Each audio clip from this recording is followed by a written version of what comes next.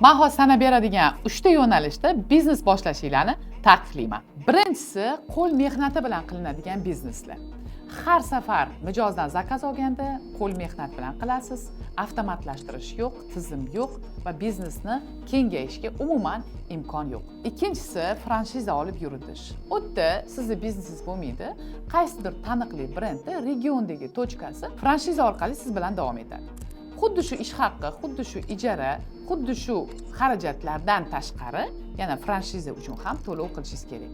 Eng asosiysi, franshiza biznesida siz shu brend uchun ishlab berasiz. Bu sizning biznesingiz bo'lmaydi. Uchinchisi, hamma yoshlarimiz qiziqayotgan Uzum, Temu, Yandex kabi marketplacelar. Ko'pchilik o'ylaydi, bu marketplacelar oson tovarlarimni sotaman, katta daromad ko'raman.